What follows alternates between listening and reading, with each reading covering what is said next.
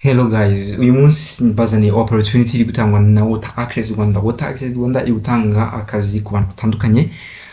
Icyo wasobojemo cyose ni ukuvuga ngo icyo usabwa wowe ni ukurikira ukamenya ngo ese nsabwa iki kugira ngo na applying ni gute nakora application yanjye ikagenda neza, ndetse n'ibindi byose n'andi makuru y'ingenzi akubiyemo ngiye kuyabasangiza. Icyo usabwa ni ukureba video neza witonze udacikanwamo n'ikintu na kimwe.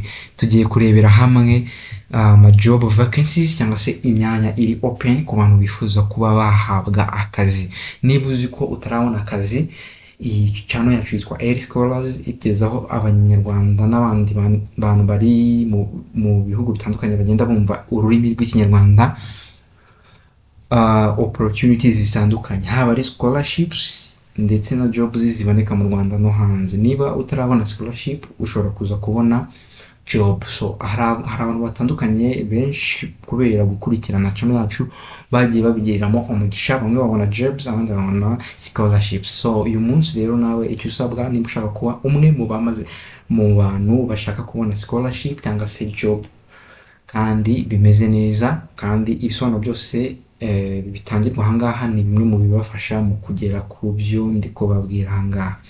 Niba utarakora subscribe kandi bikwiye gukanda subscribe kugira ngo wiyandikishe mu banyamuryango ba Air Scholars, mutazajya mucikanwa na important information nk'izi ngizi. Ikindi mukwiye gusangiza bagenzi banyu kugira ngo nabo babagirireho umugisha. So tudatinze rero reka tubanze turebere hamwe vacancies ziri open kugira ngo ducunguze uburyo umwete. Ukigera kuri open vacancies nkuko muri kubona hano kuri website yacu zimaze gufunguka, uraza ujye kuri view openings. Job ya mbere hano yitwa inventory controller. This job ndagenda mbabwira job, mbabwira amafaranga ihemba, dore nkuko muri kubona hano kuri website bigiye binariho, ntabwo ari ibintu bigoye cyane. Iyi niyo bita inventory controller, iri mu karere ka Rwamagana. Umuntu uzahabwa iyi job azajya ahembwa hagati y'amafaranga 301 n'amafaranga 490 n'ibihumbi 575 n'amafaranga 100 ku kwezi.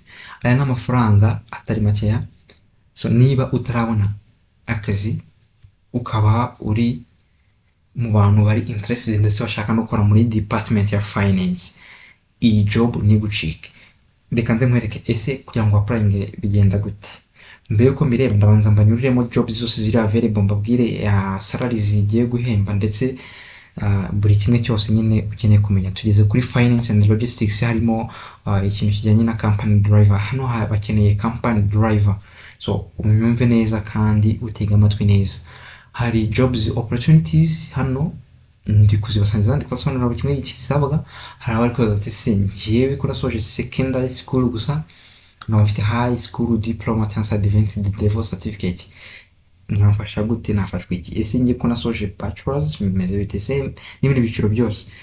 So icyo usabwa hano ni ugutega amatwi neza ukamenya ngo ese muri izi jobs ziri available ni iyihe iri rated n'ibyanjye. Niyo mpamvu mba ndi kubisobanura neza kugira ngo nyine buri wese adaza gucikana.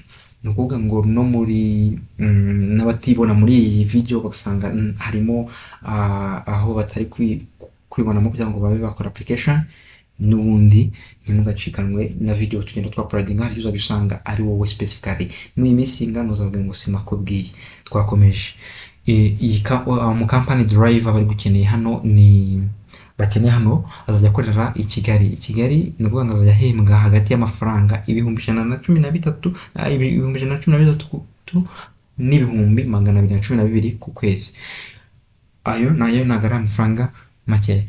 Hanyuma nanone barashaka undi muntu uzajya ukorera muri office of the CEO, ariko akazajya akora kuri position yitwa people operations officer. Iyi position nayo uyu muntu azajya akorera i Kigali City, niho iherereye. Ni ukuvuga ngo azajya ahembwa hagati y'amafaranga 210 n'ibihumbi 395 ku kwezi. Tudatinze reka dukomeze kuri kuyo bita operations. Tugize kuri operations, umuntu azajya akora kuri position ya data entry apprentice. Iyi apprentice so ni ku muntu, so ku bantu badafite ama experiences mainly bakunda kurenga kuma apprentice. So ku bantu bari interested ku applyinga kuri apprentice, izi apprentice zombi ziherereye Kigali. Data entry apprentice irahemba 125 ku kwezi, hanyuma indi nayo ya regional technician apprentice ni 125 ku kwezi. Ndizera nta muntu ugiye gucikanwa n'umwe, nabwiye ko details ndetse nzinyuramo byihuse nimurambirwe. hanyuma ku bantu nagira ngo mbanze tubirebere hamwe. Wesh and engagement read, uyu mwanya uri muri Kigali azajya ahembwa amafaranga angana na 1,000,000 nk'uko muri kubibona biriya bihumbi, ubwo ni 1,000,000 nk'ijana I think nimba ntibeshye. Nanone 1,200,000 hagati ya 1,100,000 na 1,200,000. So aya ni amafaranga atari make cyane. Iyi position ni iyo bita wesh and engagement rate. Tugeze kuri technical, abantu bakunda ibintu bya technical, bakora ibintu bya technical, mainly abantu bakora muri drilling team rate.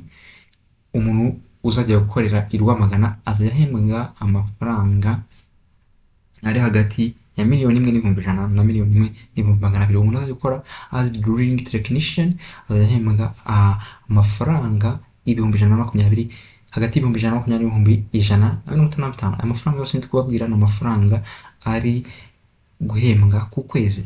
Ibyo rero tudatinze, reka turebere hamwe details. For example, abantu bari kwibaza ngo se nka job bihembwa, umuntu abahembwa 1,000,000 bingahe ijana ku kwezi, ni job imeze gute? Okay, natinze reka mbanze mbere ki job ni job imeze gute. Iyi ni job izajya ikorwa kuri field, uri kumva, mainly responsibilities, se nkubanyura muri responsibilities uyu muntu azajya akora kugira ngo mumenye ngo ese uyu muntu azajya abashinzwe gukora ibiki. Ikintu cya mbere azajya akora amaborehole, agakora mu bintu bijyanye n'amaborehole. So ibo Access Rwanda ku bantu batabizi ni company cyangwa se navuga kari company cyangwa se organizations ikora ikwirakwiza amazi mu duce dutandukanye. Abantu baza amapombo murayazi. So iyi company ni imwe muri company zikorera amapombo mubona. So uyu muntu wa drilling ni umuntu uzajya ukora muri so ni umuntu uzajya uba uyoboye team igira ute ikora ibintu bya drilling, ibintu bijyanye no gusudira ibyuma.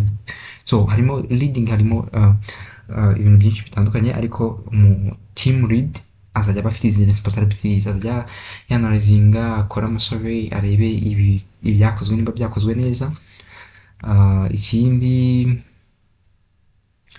muri kubona ko nibura mu bintu ari gusabwa kuba afite, agomba kuba afite bachelor muri geology, hydrogeology, civil engineering, water engineering cyangwa se field related, ariko afite nibura minimum experience y'imyaka 5.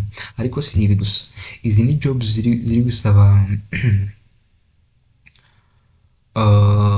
ziri gusaba izo skills ni iki. Ariko